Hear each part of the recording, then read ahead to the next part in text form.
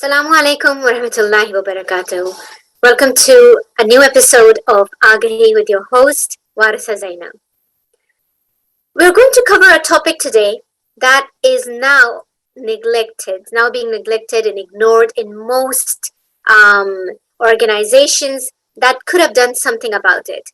It's not talked as much as it should be talked about on most media platforms, the refugee crisis.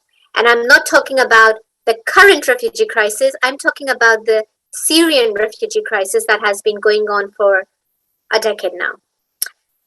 With us, we have a brilliant doctor, Dr. Siyana Mahroof-Shaffi, who is going to tell us about the brilliant work that she's doing to help the refugees who are living in places like Lebanon, in Greece, who are not talked about or discussed much. Dr. Siyana is a GP by profession, and she qualified as a GP in 1994. But because of her passion for humanitarian aid work, she slowly changed her attention towards the work that she does. And I'll welcome our guest for today, Dr. Siyana. Assalamu alaikum. Wa alaikum salam wa rahmatullah, Warisa. Thank you for inviting me to your program. Jazakumullah khairan for accepting the invitation, because I know you must be exhausted from your recent trip. You've just come back from Lebanon. So I'm eager to hear about the work that you do with the organization that you're affiliated with. If you could please share that information with our viewers so we can learn about the work that you do. Okay, thank you very much. So I suppose I have a really boring story to begin with. I became sort of an ordinary doctor working as a GP, trained in the UK for my primary and secondary qualifications, my master's. I became a GP in a city of London with Guy's and St Thomas's Hospital. And I kind of did the straight thing of just going through and working. And of course, in the midst of all that, as a woman, I got married, I had children, so I had the family to rear and bring up. And I mentioned that side by side because I obviously made a very early decision in my life to do that. I think as a woman, it was not an option to sacrifice my family for my career. I kind of got a bit greedy and I wanted to do both. And now I think more recently, I found myself more interested and becoming greedy again. And this time greedy for possibly the right thing in the ajr and the kind of reward for maybe doing the thing that is unthinkable or really difficult, which is to support those in faraway places with poor access to healthcare. And my first entry to that was in 2015 during the European refugee crisis in Greece and Lesvos Island. I had a chance to just go for a very quick humanitarian mission, my first ever humanitarian mission, I should say. And before I even mention about my own humanitarian mission, I want to mention people like Dr. Abbas Khan. I don't know if you are familiar with Dr. Abbas Khan. He was a member of my community and actually a father at my children's school here in South London. And one of the first times I actually got to know about him was when I met his wife in the school playground after school. And I noticed she looked a bit sad and a little bit tearful. I didn't know her very well, but I started talking to her. I'm always drawn to people who seem to need help. And she started to tell me their story. And Dr. Abbas Khan had made a secret mission. He had left his family, his work. He was working as an orthopedic surgeon here in one of the London hospitals. And he decided to take a secret mission, a humanitarian mission. This is very close to the onset of the Syrian refugee crisis, so nearer to 2012. Right. And he had gone missing while he was serving in one of the hospitals in Syria.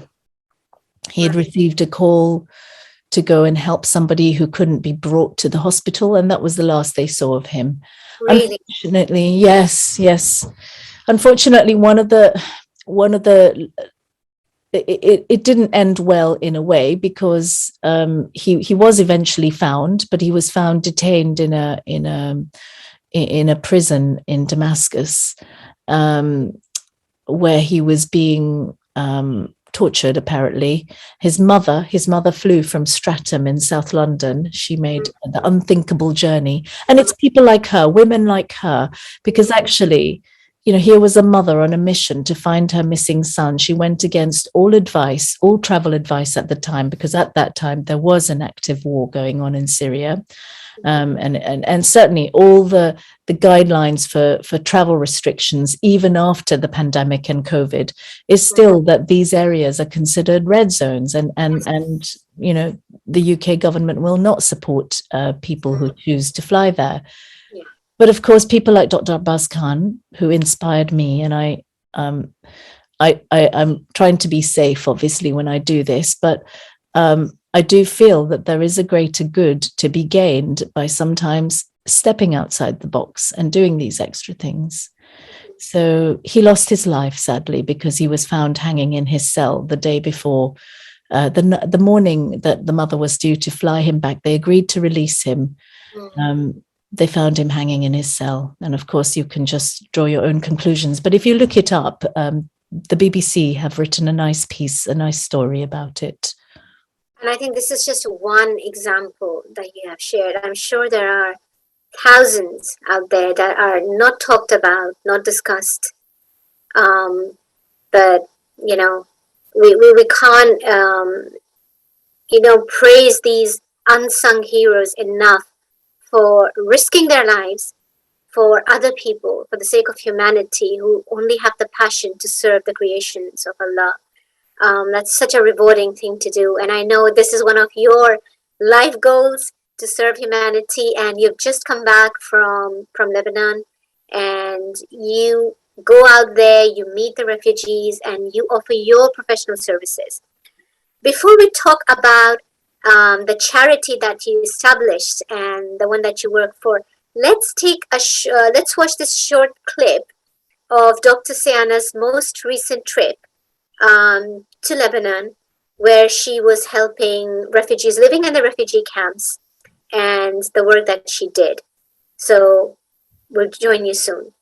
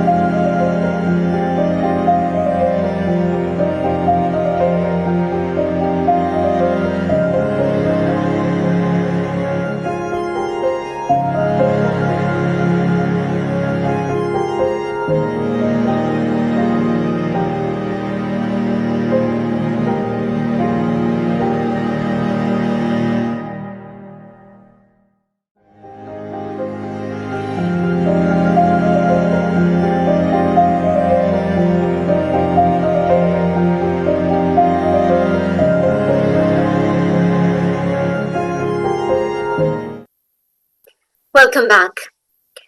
So this clip that you watched just now is from one of the most recent trips that Dr. Siyana has carried out. And let's ask Dr. Siyana what her experience was like when she was there. So first of all, tell us about how this journey started. I'm sure this is not the first time you've been to these refugee camps. Actually, no, it isn't. It isn't the first time to refugee camps, but I think I've become braver over the years. My original intention was actually to go to the Syrian border, as the stories, the images on national TV were quite clear about the horrors that were going on, a bit like what's going on in Ukraine in present time.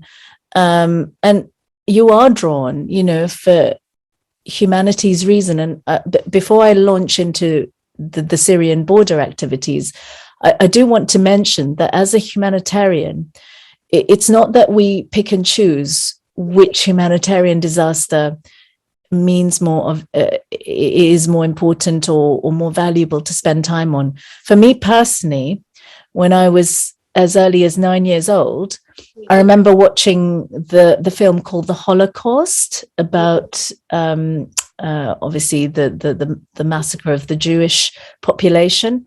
And that was one of the first times, I think, deep down inside me, a chord was struck that how can one human being do this to another human being? How can human beings even begin to be treated in this way? Now, those people were the similar color, if you like. I know people can argue about shades of white, yellow, pink, and gray, but they looked white for all intents and purposes, and they still got treated badly. And for me, it's that very fundamental thing that we all need to bring ourselves back to, is that we no matter what, if you're alive and you're listening and watching this, we're all human. I hope at the very least we are all human, and we can relate to that. Okay, but for me, I think it was a case of one thing after another. So of course, there's natural disasters, tsunamis, earthquakes. Those were always difficult for me too, especially being Sri Lankan. My parents were in Sri Lanka at the time of the Boxing Day tsunami in 2004. And I remember those moments of horror when I couldn't get in touch with them. And I thought, is this it? But alhamdulillah, my parents are still alive and well in their 80s now. And for Syria, I think it was for me like the final straw, sort of an inkling of humanitarianism was revived or activated when I saw the Gaza bombing happening in my lifetime. My children saw that happening in their lifetime in Palestine. And you've lived there, right? Briefly? I've been there. I haven't lived there. No, I've been to Palestine. I've been to Palestine. I haven't been to Gaza. But I make every effort to go there as often as I can. And this is one message that I would strongly encourage every single one of us, is to make that niyyah, that intention, that as the pandemic sort of starts to recede and restrictions on flights, etc., start to recede. I mean, the very last trip I made, I didn't even have to do any PCR testing, which is incredible. To kind of reach that level, we kind of couldn't see the end in sight, could we, at the beginning? But I think we can all do this, no matter what your profession. You don't have to be a doctor. And that's the other message I would put down, is that when I go there sometimes, although I am a doctor, and yes, I can assess and analyze and see things and maybe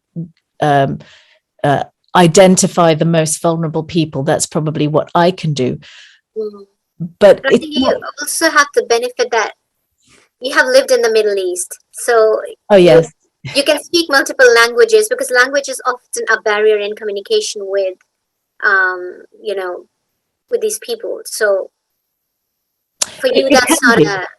It can be. And yes, I have had the pleasure and the benefit of being able to grow up in Saudi Arabia, where I learnt a form of Arabic, which isn't the kind of Arabic they speak in Syria, by the way. So I had to relearn all my Arabic.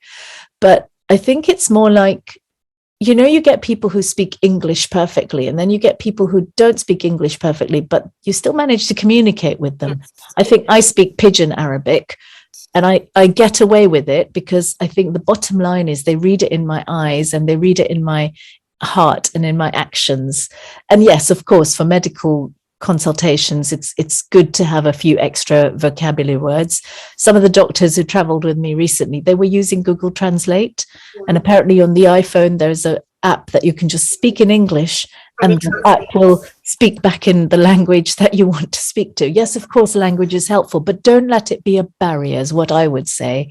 Don't let it put you off, because actually the biggest gift that I learned from the visits to the camp is that they were absolutely dumbfounded, and so such heartfelt warmth came from them. Just the fact that we visited, that you came to see us, you mean you haven't forgotten about us, and the first woman I met there was actually a woman just like my mother. She was like a mother replacement to me, and you'll see her in some of the videos. And she was telling me, how they were just an hour away from where they used to live in Syria.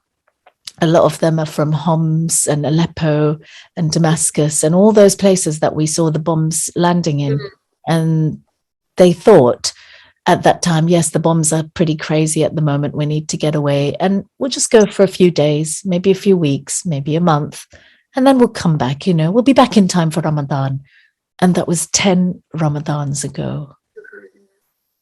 10 Ramadans ago, and no sight of any possibility of being able to return. People do, because the Lebanese government, obviously, so my latest visit was to Lebanon, and the Lebanese, Lebanon is going through a massive financial crisis, massive political challenges. They're currently having elections again, and just like Greece was when I first went there, it was the poorest country in Europe, Greece, and now Lebanon is probably the poorest country in the Middle East. I think according to one statistics, 1 out of every 5 people in Lebanon is actually a refugee. And out of all the countries in the Middle East, Lebanon is one country where you'll find like tons and tons of refugees who have come from Syria, from Iraq, from, so many other parts of the world. And they're mostly being neglected, and the country doesn't have enough resources to help. No, and I think that's what it is. If your own people are already suffering, where do you draw the line? And I think something I observed as a commonality between Greece and Lebanon is the local people, as kind and as benevolent as they want to be, how long can they do it for? Now, in Greece, they did it for 3, 4, 5 years, and then the steam ran out. Lebanon, they're doing it for 10 plus years now, and they're running out of money and resources for themselves. So their thinking is, their government's rhetoric, I think, is Syria is now a safe country and people should go back. Yeah. Now, I don't feel that way. When I traveled, even just to get to the border between Lebanon and Syria, I was given Yes. a huge amount of warning. Be careful, travel during the day. There are kidnappings, there are armed gangs. One of the restaurants we went to, one of my colleagues has a photograph of this. As you go into the restaurant, it has one of those swivel doors. And at the top of the swivel door, it has an image of a gun and a sort of a red line, like no entry, but with a no guns allowed in this restaurant. So, I mean, this is a country where that's the way it is. I suppose it's a bit like America, really. There is a gun culture. Mm. So for those people who've left, they left watching houses falling apart around them, children, families being massacred, shredded. The infrastructure is gone. The infrastructure is completely gone. And what about the sense of, will you ever be able to feel safe going back to that position? And go back to what? The houses are damaged, hospitals are damaged, schools are damaged. There's nothing for earning your livelihood. There are no opportunities. No. So even if you go back, there's no future. There's no hope. Not really. And I think the other sad thing about this, and this is something that as we complete one Ramadan and maybe plan for another year in the Muslim world, I would encourage us to think about the differentiation and the division that happens. In Lebanon alone, there are about 70 different factions of communities, so many different types of Muslim. Sunni Shia is the basic one, but there's 70. I mean, I don't know what they are. Alawi, of course, and and then of course there are Christians there too in Lebanon. But I do feel like we need to try to think, what do we achieve by all this differentiation amongst ourselves and splitting and changing boundaries. There's so many things I need to say, so just direct me whichever way you want me to go. But in regards to Lebanon, I know most people, when I tell them this, they are absolutely shocked.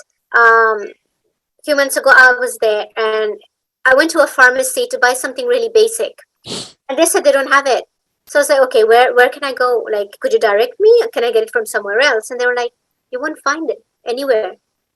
And I was shocked. I was like, how come? This is like the most basic over-the-counter medications and stuff. And they were like, we are going through a time in Lebanon where you will not be able to find the most basic things, basic painkillers and, medications, even important medications for cancer treatment. And, because of the circumstances that they are in, they can't even get basics like nappies and baby formula milk powder and, things like these. And I was just thinking, how on earth are you guys surviving? And how come nobody's talking about it? And that is an important question. That's a really important question. I mean, you're talking about basic medicines, but I want to mention a couple of the patients that I met who have basically revived my niyyah, helped me revive my niyyah to keep going back and helping in whatever way I can.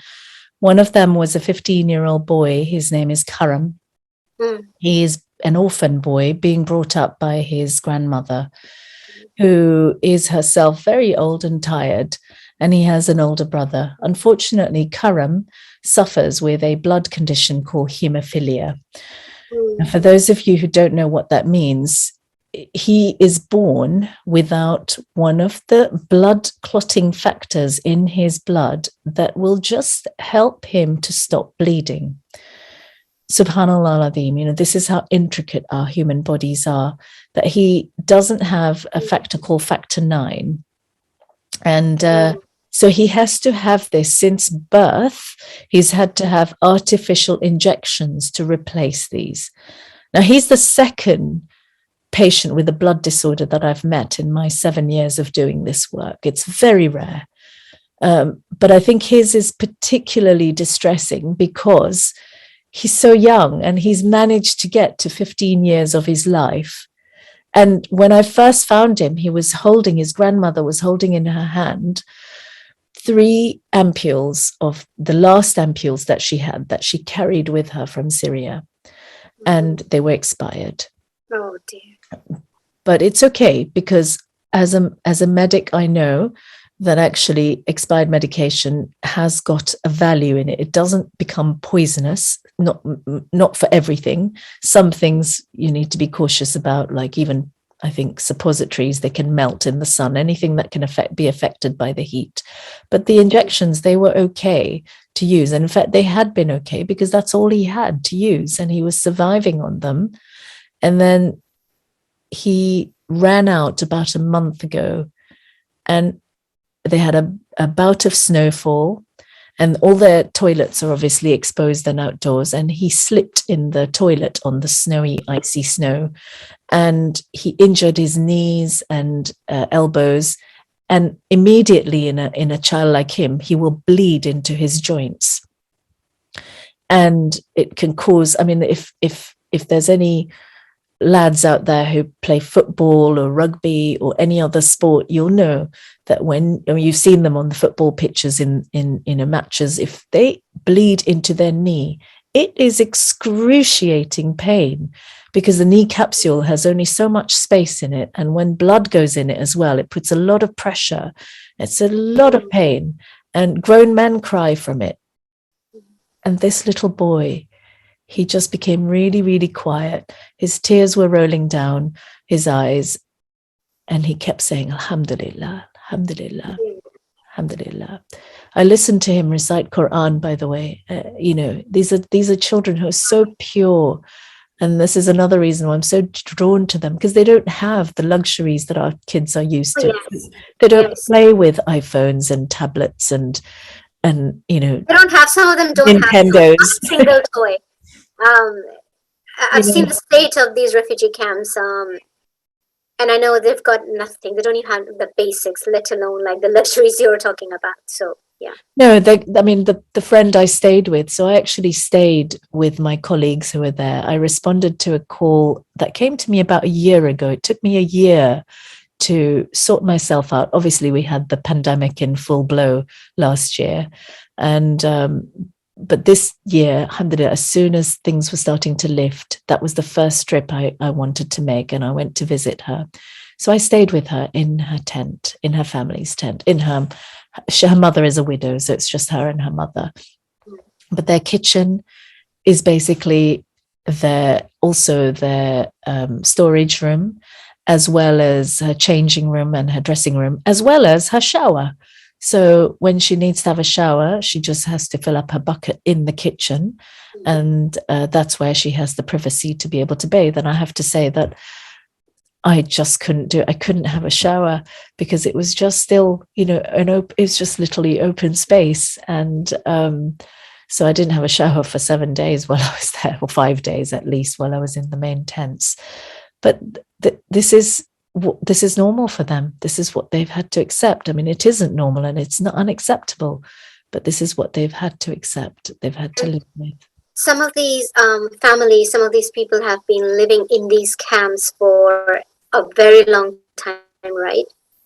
So most of them have been there for the 9-10 years. All the children who under 10 have been born in this area now. So they're born in the camp. The other thing that I was always just shocking really is that they're not allowed to build anything more than half cement blocks and half tarpaulin stroke tent material, because they are still considered temporary dwellings. The Lebanese government don't want them to live here permanently. And so once or twice when people have tried to build brick all the way up, the government has come and kind of demolished those structures, and they've had to go back to having half brick, half tent, because there are floods, there's snowfall and showers. I mean, they've only just come out of winter now, and then now in the summer, I'd be interested to go and see how it is. But I felt the heat just in this springtime as I visited. But the summertime, I mean, oof. They've got electricity. They're going to, it's like if anybody's been for Hajj during the summer months and been in Mina, Arafah on those days. I know I have a long time ago. That is serious heat, and 1-2 days for Hajj is quite a different thing to many, many months every single year. So when we fast, when we go for Hajj, when we go for Umrah, and we feel that little bit of discomfort, we really need to be reminding ourselves very, very strongly that this is reality for many, many hundreds and thousands, millions of people actually living in refugee camps.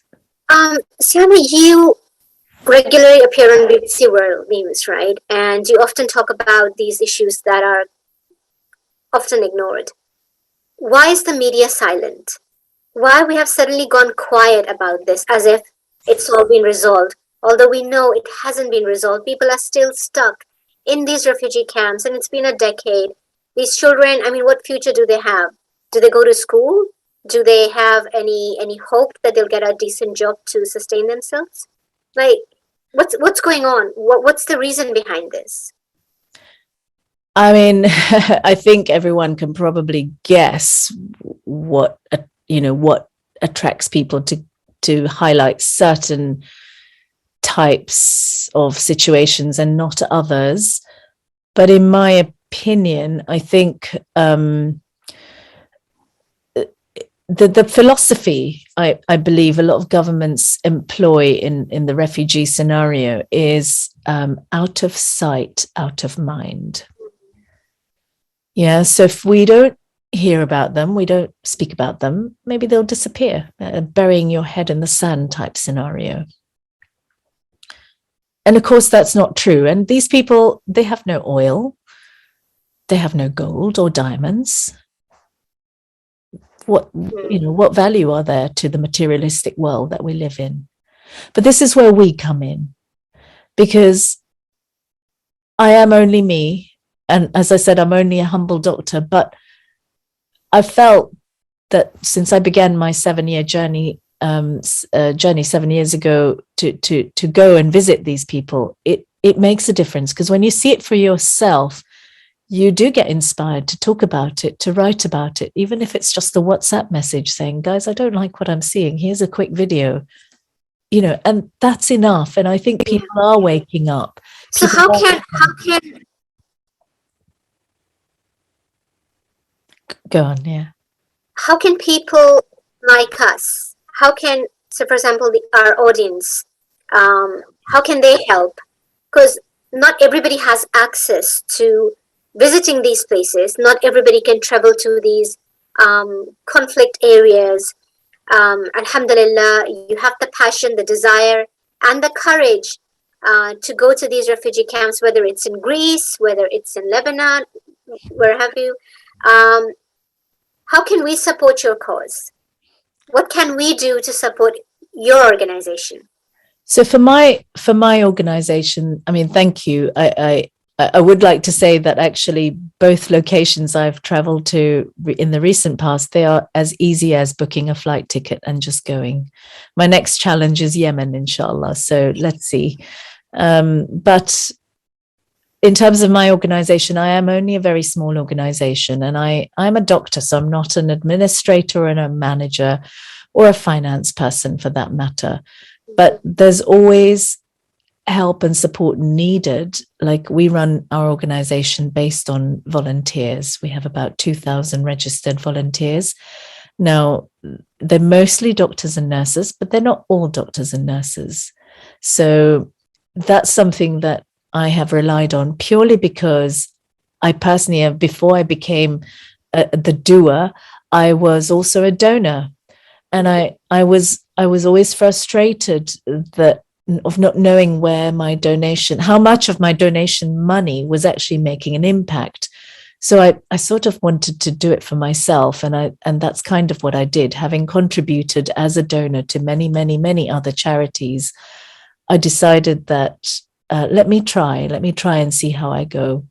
And so this is what I'm able to do, is that I don't pay myself, for example, to do this. I still work as a doctor in the NHS, and that is what my bread and butter is. But the money that comes into our organization, I try my best to make sure the majority of that will go to the destination where it needs to make a difference. Now, that could be buying medicines. It could be supporting, like I have I also tend to work with, and this is really, really important to me.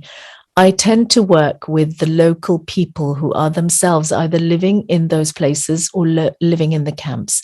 And I like to provide them with some incentives.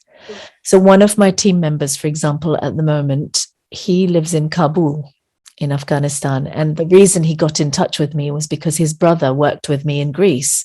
And when the events happened last summer, when there was the government change in Afghanistan, he was desperate to get out. So I said, okay, I don't know how I can help. I'm just me. I don't have special political powers. And I said, how many people are in your family? And this is all on WhatsApp. 17. Wow. 17, 2 parents, 2 wives, assortment of children, sisters. 2 brothers are already out of the country, but they are themselves just grappling with the whole asylum process. So not in a position to support 17 members of the family they left home. So this is the eldest brother, and he was left to fend for them. And he was in hysterics. I mean, if any man can put themselves in that situation when they don't have a means to provide for their large family, it's very distressing. It's very, very distressing. So, and sometimes when I talk with him on Zoom, I see his father in the background who comes to give me salam or make dua for me. He'll stand in the background holding his hands like this, making dua. It's really heartening. And all I could do was I said, look, let's find a way. I found out what his skills were. He's actually, he used to work in the banking industry. So he's really clever with finances. And he's helping me manage from over there my financial accounts, my spreadsheets, my ins and outs. Working. Yeah. And of course, there's all this boring stuff that has to go with an organization, but I give him a small amount. I just pay for a little bit of his expenses. Like he said to me for iftar yesterday, I said, what did you have for iftar? Just because we happened to speak shortly after his iftar.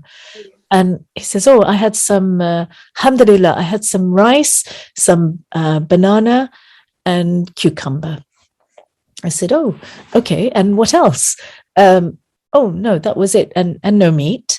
Of course, because family members of mine will collapse if I said to them I wasn't serving them any meat at iftar time or any time in Ramadan. And he says, no, that's far too expensive. We can't afford that.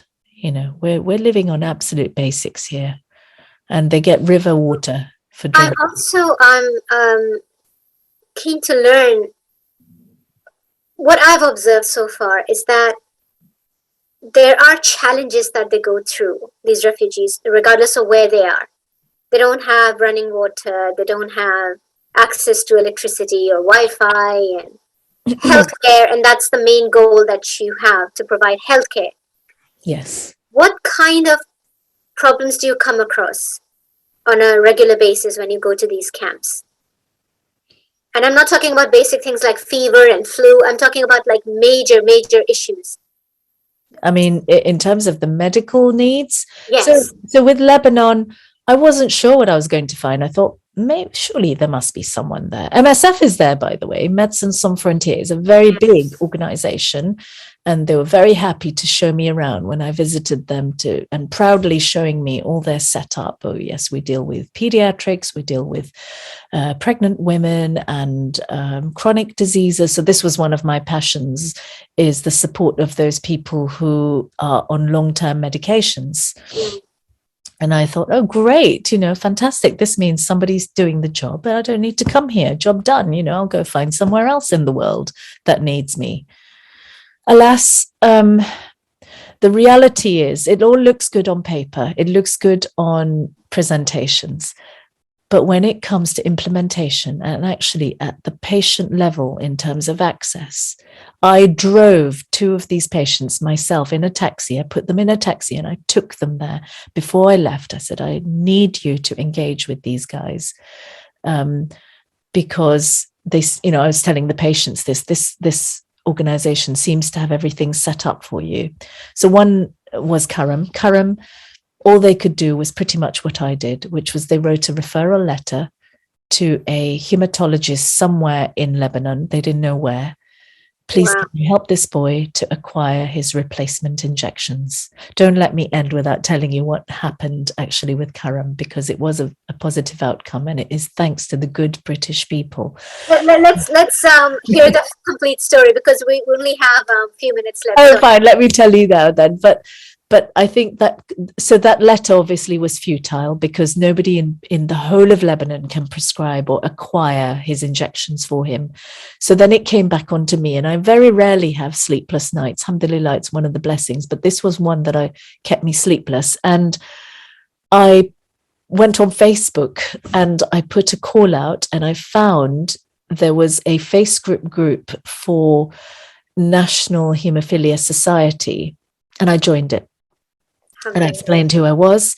I said, I'm a humanitarian doctor. I'm come across a young lad who needs these injections, and I've tried to acquire it through my contacts in the hospitals and, high up people in the NHS, for example, and their hands are tied. Like very expensive drugs, I think the injections cost between £300 and £500 a pop.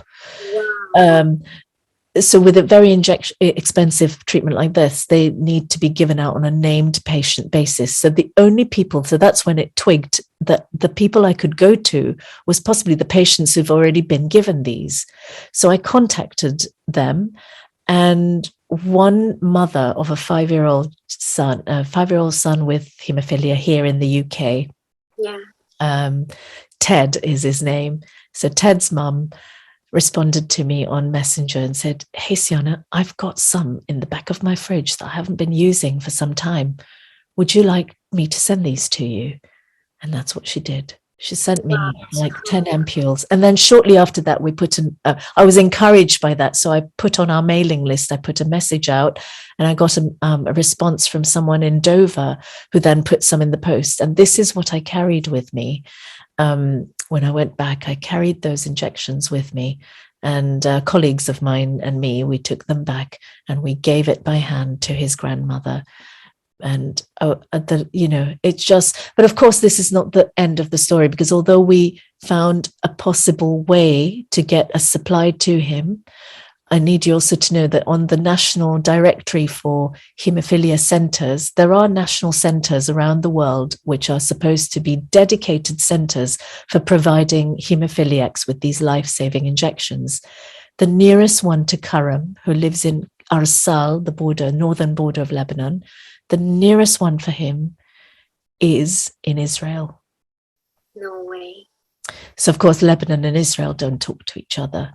Mm. And part of me, I think that was going to be my plan C, was I was going to write to them and say, look, because there are good humanitarian doctors and nurses who are in Israel. They support the people in Palestine and Gaza when things are going wrong over there.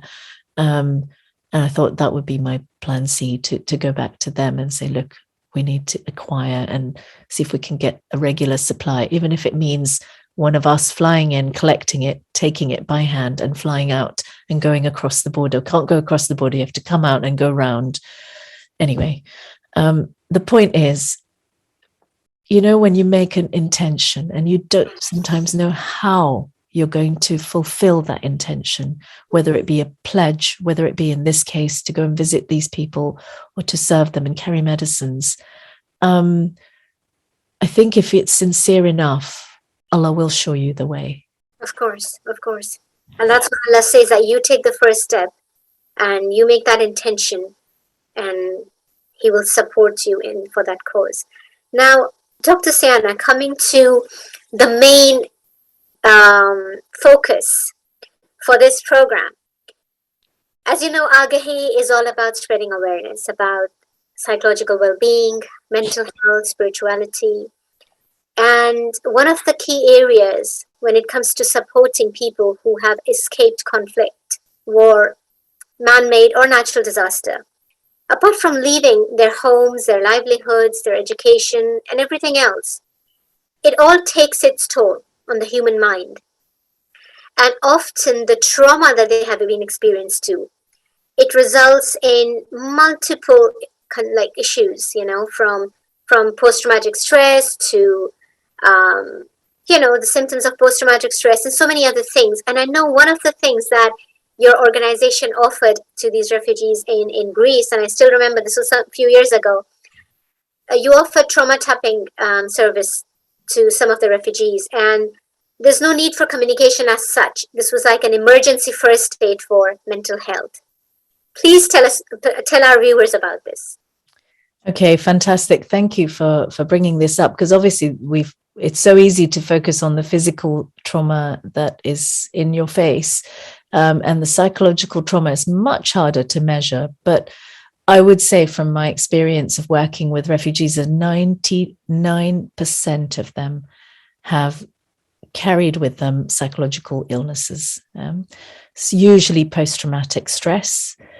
It can be forms of anxiety. It can be forms of schizophrenia, which could have been tipped by the significant trauma that they were exposed to during wars in particular.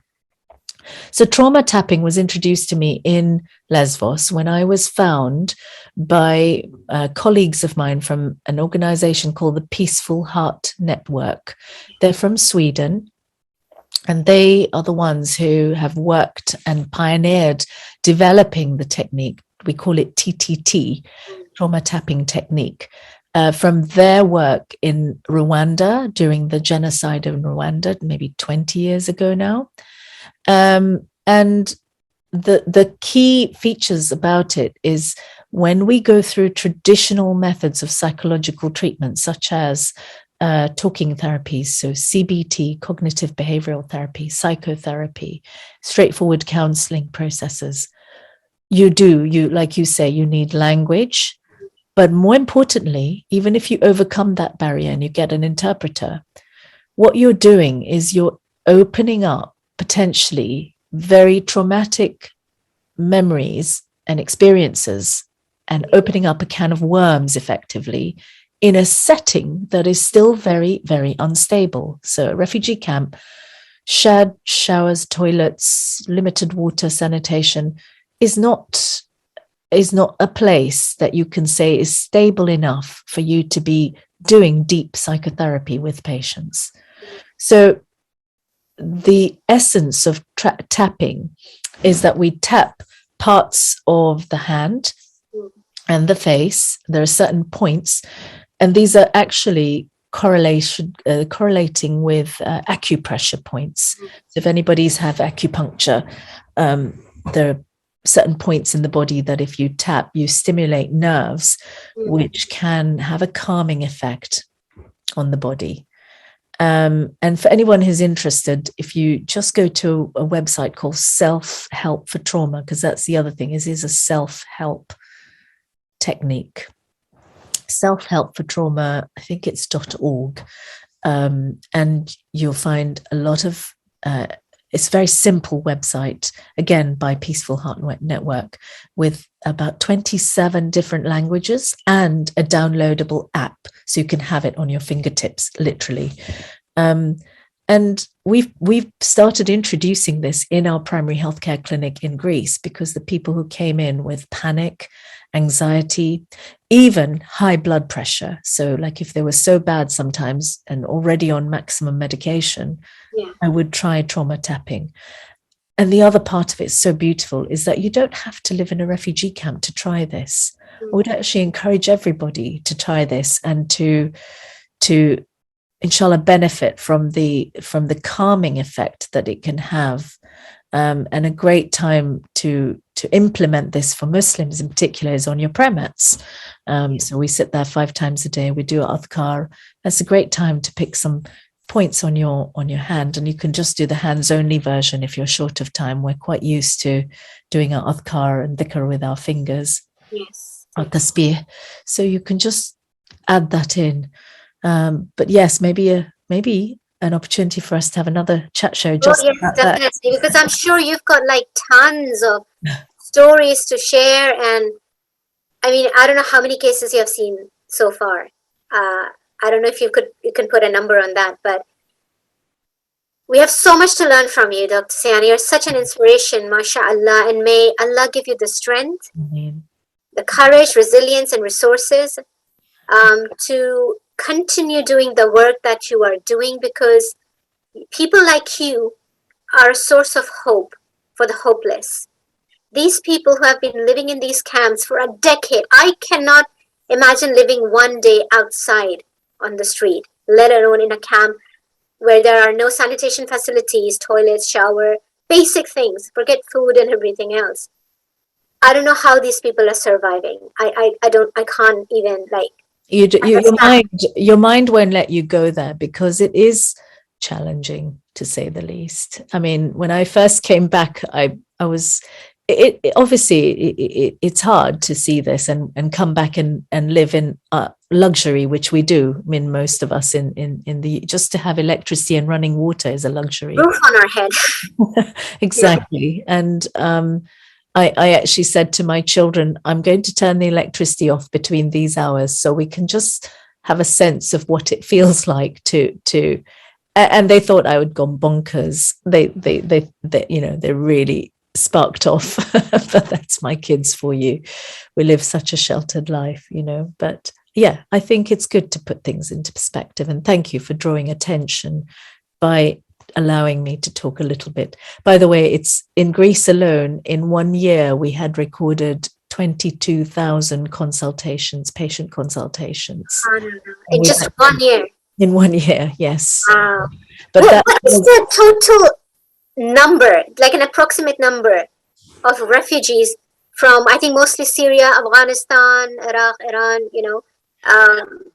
So in Greece, that number changed quite a lot. It was mostly Syrian to begin with. And towards the end, what happened was that even in the refugee asylum service, there's a kind of order, if you like, pecking order.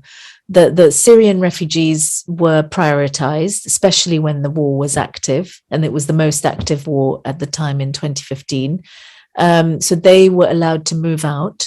But the people who remained there are the ones with least priority, which be Afghanistan, because Kabul and Afghanistan, although they have chronic problems, they don't have an active war, so they were not seen as a priority. So there was this kind of internal division of, and so that's what ended up being, is that a lot of the people there were mostly Farsi speaking in the end.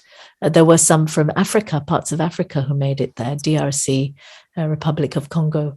But of course, in Lebanon, it's quite a different story. They're all Syrian. They're 100% Syrian. Because the border is so close and people can just cross from, you know, Baalbek or what have you. I don't know how much time we have left. I can't see the clock. But so your last final message to our viewers. I mean, I had so much to talk about, but we've run out of time, unfortunately.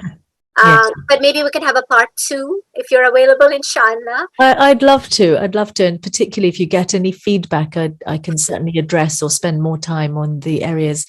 So I was talking about incentive payments that I like to pick the 1 or 2 people living in the camps who are able to help me deliver this, because obviously I don't live there. I haven't been able to, since I also have a family here and responsibilities here in the UK.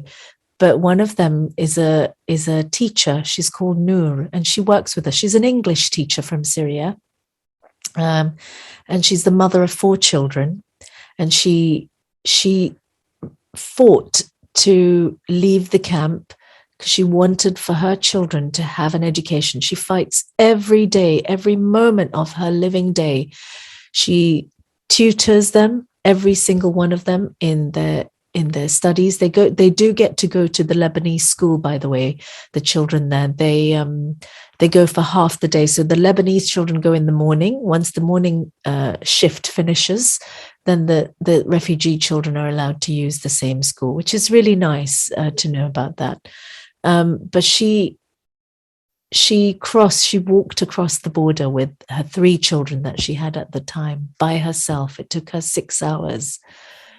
And she's now dedicated to, so when I send doctors, when I go myself, if we need support, like translating, acquiring medicines, taking patients for further tests in outside towns, outside where the refugee camps are, which they have to pay for, then people like her help me to deliver the care. So my message is, as much as we are supporting food packs and all these are important, shelter, one of my key things in my organization, because I'm quite small, is that I would like to keep supporting these individuals who are clearly smart, talented, and fantastic humanitarians. And they want, despite living there, they're not asking me, just get me out of here. They're saying, look, all right, as I am here, what can I do to help you? So help me to help them. And that's something that I would encourage everyone to look into organizations you're working with and see who those people who are actually delivering the service at the ground level, how much are they getting?